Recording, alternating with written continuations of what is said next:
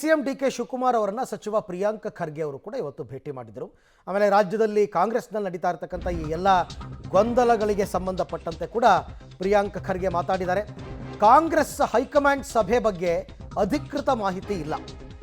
ಡಿ.ಕೆ. ಭೇಟಿ ಬಳಿಕ ಸಚಿವ ಪ್ರಿಯಾಂಕ್ ಖರ್ಗೆ ಅವರು ಕೊಟ್ಟಿರ್ತಕ್ಕಂಥ ಸ್ಟೇಟ್ಮೆಂಟ್, ಯಾರೂ ಅಧಿಕೃತ ಆಹ್ವಾನವನ್ನು ನೀಡಿಲ್ಲ.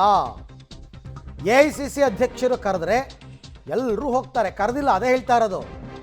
ಹೈಕಮಾಂಡ್ ನಾಯಕರಿಗೆ ಸಮಯ ಪ್ರಜ್ಞೆ ಇದೆ, ಯಾವಾಗ ಕರಿಬೇಕು ಅಂತ ಅವ್ರಿಗೆ ಗೊತ್ತು, ಕರೀತಾರೆ.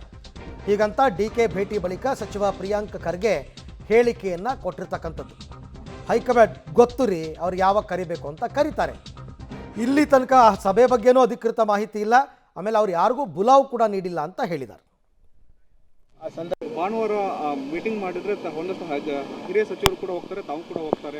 ನೋಡಿ, ಮೊದಲನೇದಾಗಿ ಇದು ಮಾಹಿತಿ ಎಲ್ಲಿಂದ ಬರ್ತಾ ಇದೆ ತಮಗೆ ಗೊತ್ತಿಲ್ಲ.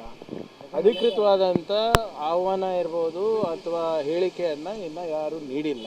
ಸರಿ, ಉಸ್ತುವಾರಿ ಯಾರು ರಣದೀಪ್ ಅವರು ಇರ್ಬೋದು ಅಥವಾ ಎಐಸಿಸಿ ಅಧ್ಯಕ್ಷರು ಇರ್ಬೋದು, ಕರೆದಾಗ ಹೋಗ್ತೀನಿ ಅಂತ ಎಲ್ಲರೂ ಹೇಳಿದಾರಲ್ಲ. ಮುಖ್ಯಮಂತ್ರಿಗಳು ಹೇಳಿದ್ದಾರೆ, ಉಪಮುಖ್ಯಮಂತ್ರಿಗಳು ಹೇಳಿದ್ದಾರೆ.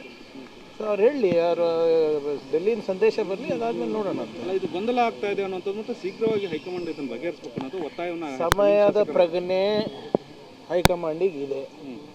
ಸಂದರ್ಭ ಸನ್ನಿವೇಶ ನೋಡ್ಕೊಂಡು ಅವ್ರು ಕರೀತಾರೆ. ಇದೇನು ಹೊಸದ ಹೇಳಿ? 130 ವರ್ಷದಿಂದ ನಮ್ಮ ಪಕ್ಷ ನಡ್ಕೊಂಡು ಬಂದಿದೆ. ಯಾವಾಗ ಏನು ಮಾಡಬೇಕು, ಯಾವಾಗ ಎಲ್ಲಿ ಇಂಟರ್ವೆನ್ಷನ್ ಮಾಡಬೇಕು ಮಾಡ್ತಾರೆ. ಆ ದಿನ ಆ ಸಂದರ್ಭ ಬಂದಿದೆಯೋ ಇಲ್ಲ ಅವ್ರು ನೋಡ್ತಾರೆ, ಅವ್ರು ವಿವೇಚನೆ ಬಿಟ್ಟಿರೋದಂತ. ಯಾವಾಗ ಕರೆಸ್ತಾರೆ, ಇಬ್ಬರು ಹೋಗ್ತೀನಿ ಅಂತ ಹೇಳಿದಾರಲ್ಲ. CM ಹೋಗ್ತೀನಿ ಅಂತ ಹೇಳಿದ್ದಾರೆ, DGM ಅವರು ಹೋಗ್ತೀನಿ ಅಂತ ಹೇಳಿ, ಬೇರೆ ಯಾರಿಗಾನ ಕರೆಸಿದ್ರು ಹೋಗಲೇಬೇಕಾಗುತ್ತೆ. 29ಕ್ಕೆ ಸಭೆ ಅನ್ನುವಂಥದ್ದು ಅದನ್ನ ನೋಡಿ, ಈ ಗೊಂದಲದ ವಾತಾವರಣದಲ್ಲಿ ಯಾರು ಯಾರನ್ನು ಭೇಟಿ ಮಾಡ್ತಾರೆ, ಯಾತಕ್ಕೋಸ್ಕರ ಭೇಟಿ ಮಾಡ್ತಾರೆ? ಬೆಳಗ್ಗೆ ಮೀಟ್ ಮಾಡಿದ್ರೆ ಬ್ರೇಕ್ಫಾಸ್ಟ್ ಮೀಟ್, ಮಧ್ಯಾಹ್ನ ಭೇಟಿ ಮಾಡಿದ್ರೆ ಲಂಚ್ ಮೀಟ್, ರಾತ್ರಿ ಆದರೆ ಡಿನ್ನರ್ ಮೀಟ್, ಈ ರೀತಿ ಆಗ್ತಾ ಇದೆ.